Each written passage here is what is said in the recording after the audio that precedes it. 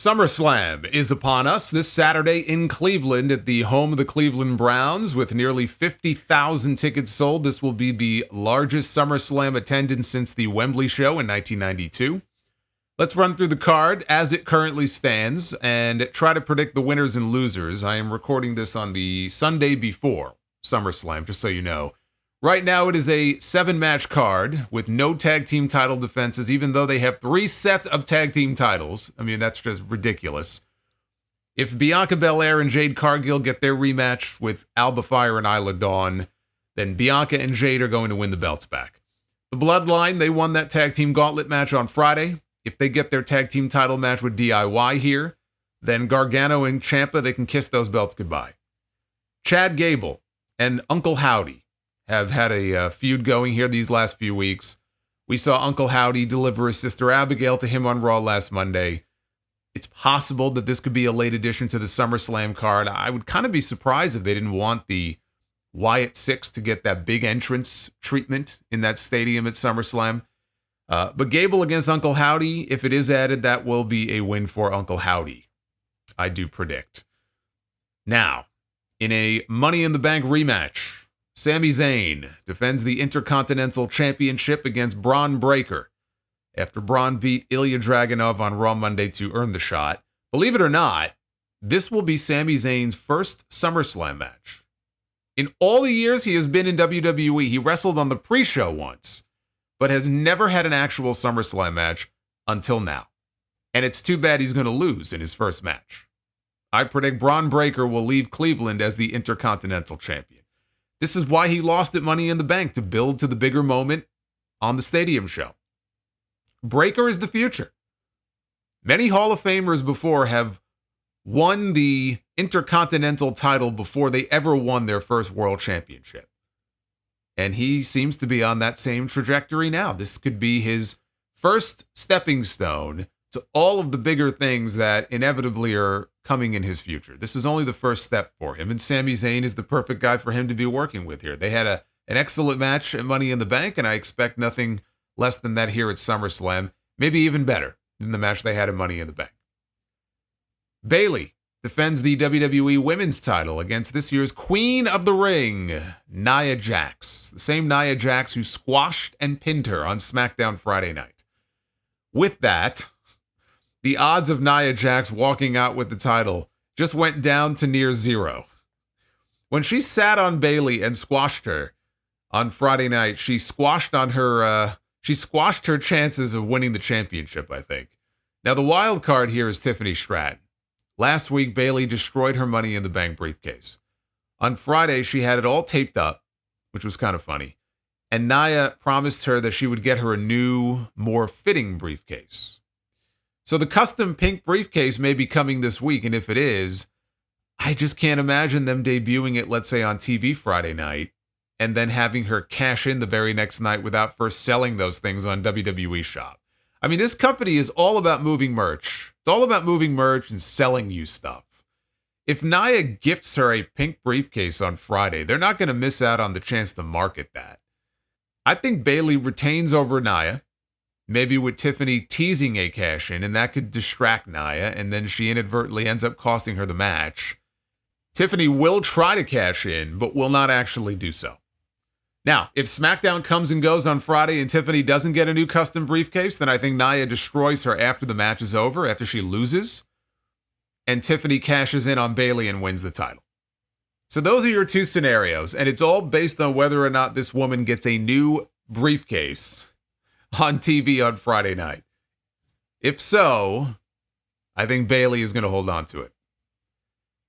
Logan Paul defends the United States Championship for only the third time since November against LA Knight. I thought we would get this at WrestleMania. We had to wait until SummerSlam. 3 title defenses in 9 months is very lame, and I want LA Knight to win the title as much as anybody. He has been able to maintain his popularity, even though it feels like ever since losing to Roman Reigns last year, he has done nothing. Like, I know he was involved in a 4-way match at the Royal Rumble for the WWE title this year. I was there, and yet it still feels like he has done absolutely nothing of note this year. And yet, the fans still go wild for him when his music hits. This should be his crowning moment, right? Last year, he won the Slim Jim Battle Royal. This year, he should win the U.S. title. So it pains me to say that I think Logan Paul retains the U.S. title here. Logan has been pinned in each of his last 2 matches, and in that last match, it was LA Knight who pinned him. I just don't see them beating him 3 straight. I think they drag it out a little bit longer, maybe bash in Berlin. LA Knight finally winning the U.S. title in Germany would actually be pretty funny. Not only do I think Logan retains, I'm gonna say that Jake Paul plays a part in LA Knight losing this match. We have the Women's World Champion, Liv Morgan, defending her title against the former champion Rhea Ripley in Rhea's first match since WrestleMania. This has been the As the World Turns story on Raw every single week. Multiple segments every Monday night. This has been the hot story on Raw. We know that Dominik Mysterio is going to be involved in some way. He has to be. He has to be. This entire story has centered around Dominik ever since Rhea came back. I'm surprised they're not hanging him from a pole in this match. Or they didn't make him the referee, but I guess they already have a special referee, so they can't do that twice on the same show. But we know he's going to be a part of this in some way. Now, does he come out to the ring with Rhea and is in her corner? Does he come out in a neutral corner? Obviously, he would be with Rhea if he came out to the ring with her. Or does he come out later in the match and not initially? But then everybody's just going to be looking to the back the entire time, waiting for him to come out. But he is going to be involved here. Now, I was not one of these people originally who thought that Dominik was going to just flat out betray Rhea Ripley. And then based on what they did on Raw Monday night and how lovey-dovey they were, and Rhea, at the end of the segment where Dominik just completely berated Liv Morgan and she, had the big pouty face and she walked off in near tears. And then Rhea licked him and then kissed him on the cheek and embraced him as they left. I mean, they were laying it on pretty thick here. I have come around to the idea that Dirty Dom is going to stick the knife in Rhea's back on Saturday. Now, Liv Morgan is going to win this match. And even before this week, I said, Liv Morgan, she's got to win this match, right? Or at the very least, she has to retain her title. I guess Rhea could technically win and not win the championship. But I'm going to say Liv Morgan is my pick here because you can't end this at SummerSlam. And really, the payoff is when Rhea finally gets the belt back from Liv. You could keep it going, but once Rhea wins the belt back, that's kind of the end of this. And it would be premature to do that. So Liv Morgan should win this match, and the only way she's going to win is if Dominik factors in some way. So this goes one of 2 ways. Dominik gets involved with the idea that he's trying to help Rhea, but in the end, he costs Rhea the match. And you're left wondering, right? Was that on purpose? Did he mean to do that? It seems like he didn't, but is he being genuine? And they keep you guessing.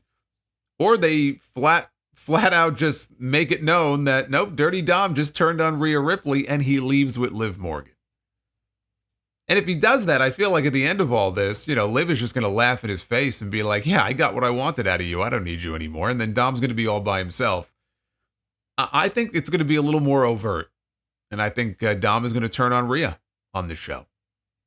So that's what I think is going to happen. Again, it took me a while to come around to that idea, but just based on what happened on Raw Monday night, that seems to be the likely scenario here. This year's King of the Ring, Gunther, challenges Damian Priest for the World Heavyweight Championship. Finn Balor, by the way, is wrestling Gunther for the first time on Raw Monday night. This is a match that we were supposed to get, I think, 3 years ago. Maybe 4 years ago, I think. There was going to be an NXT TakeOver show in Dublin, and it was going to be headlined by Balor and Walter, I believe, for the NXT UK title. Very much looking forward to that match, and then the world just shut down. And so that match and that show never happened, and we just never got the match. Now they're in 2 very different places. I mean, fucking Gunther looks like a totally different person now than he did back then. And they're both heels. But they're having a match on Raw tomorrow night, and it should be great. I think that's important, though, because I think will play directly into the match on Saturday. I see it as a way for Balor to get involved. So we're probably not going to get a straight-up winner on Monday night. If we do, then obviously, Gunther's going to win. But I think whatever happens on Monday night in this match with these two men, this is going to carry over into SummerSlam, and Balor is going to come out. And Balor is going to get involved, and he's going to wind up costing Damian Priest the World Heavyweight title, even though Priest makes it clear to him going into the match, I don't want you out there. I don't want anybody's help. I'm going to go out there and do this by myself. Balor ends up getting involved anyway, which does not make Priest very happy, and it winds up blowing up in his face. The moment they announced that Bash in Berlin show would be happening in late August, they were on the clock with Gunther winning that world title. It was only a matter of whether he wins it here or does he win it in Berlin. Do they save the title change for Berlin? I've gone back and forth on that myself a few times. Ultimately, I think he wins it here. So I'm picking him to win the World Heavyweight Championship, and I think he walks into Berlin as the champion, maybe defending the title in a three-way against Priest and Balor. I think Damian Priest has had a solid, if unspectacular, run as champion. His matches are very good. His promos have been his weakness, but over the past month, I would say, they've gotten better. And it almost feels like he only now is starting to come into his own as champion, right when he's about to lose it. But him telling Seth Rollins, even though we had that gentleman's agreement that you can never again challenge for the title so long as I'm the champion, I'm willing to forego that. I'm willing to put that aside and give you a rematch after SummerSlam, right? That was all just to throw us off. We're not getting another Seth Rollins-Damian Priest match. I think he's losing and then takes the story with Finn Balor into its next phase. He's on borrowed time with Berlin coming up regardless, but I think on Saturday it is all hail our new World Heavyweight Champion.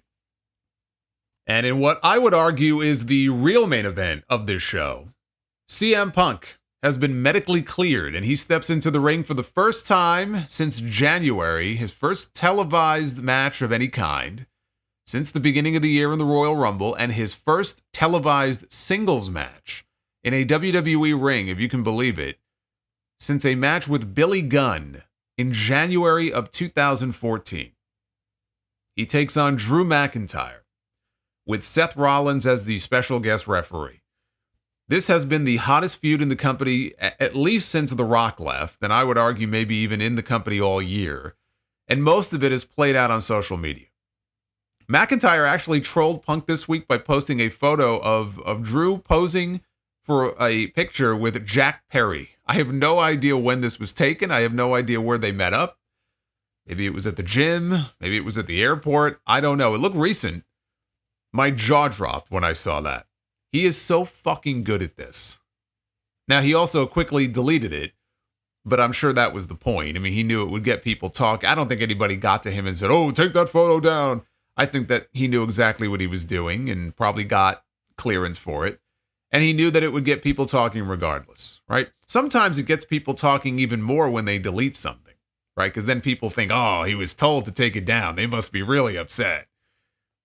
So he knew what he was doing. We already know Punk has got a big mouth and he can stir up controversy when he wants to, but this feud has peeled back a whole new, like an onion, it has peeled back a whole new layer to Drew McIntyre that I never knew existed. I mean, this man has been a revelation. He has been one of the best things about Monday Night Raw all year. And frankly, it even started last year too, the end of last year into this year. Punk has been cleared from the torn triceps.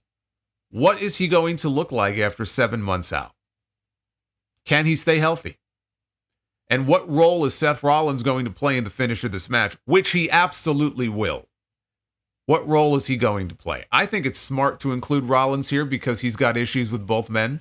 They don't like him. He doesn't like them.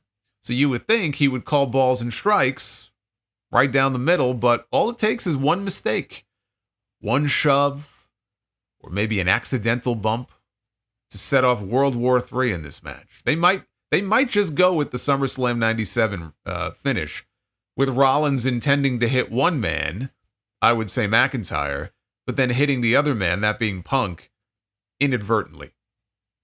Sorry, not sorry. And Drew McIntyre gets the win. CM Punk should not win this match. Drew McIntyre should win the first match, and with Rollins as the referee, it protects the loser from taking a clean loss. What it also does, it sets up, possible triple threat in Berlin. But whether it's a three-way or if it's just another singles match in Berlin, we know we're getting 3 out of Punk and McIntyre. I mean, we have to. And the third is going to be inside Hell in a Cell of Bad Blood.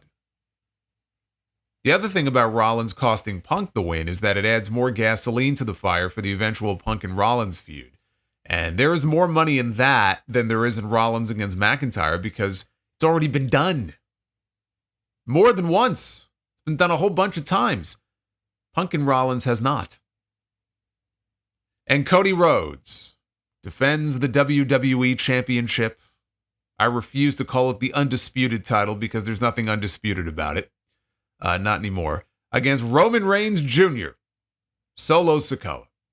Cody's friends have all been taken out. Kevin Owens, Randy Orton. So he's going to have to go it alone against the Bloodline. Or will he? We could very well see Owens and Orton show up and fight off the rest of the Bloodline to make it a fair fight. Cody Rhodes is not losing the WWE title. This really is all about one thing. That is the return of Roman Reigns. And I really hope they wait until after the match to give it to us. Cody should win, and then Roman comes out to confront Solo Sikoa. And that's your cliffhanger ending. Tune into SmackDown next Friday to find out what happens next. Tune in to see, we'll hear Roman Reigns for the first time since WrestleMania. What is he going to have to say? That's how you end the show. Not unlike what they did a few years ago when Roman beat John Cena and then out came Brock Lesnar. And we had a little stare down, right? There was nothing major that happened, but they left you going, wow, I didn't see that coming. And I'm going to tune into TV that week to find out what's coming next. Here, I feel like most people are absolutely expecting Roman Reigns to show up. And even though it's predictable, it will not in any way diminish the reaction that he gets when he finally comes out. And he has to come out. You can call it predictable all you want to, but he's been out since WrestleMania. There ain't no sense in waiting another 3 months to bring back Roman Reigns, right? The time is now. It is time for him to come back. It is time to move this Bloodline story into the next phase and start building towards a Bloodline civil war.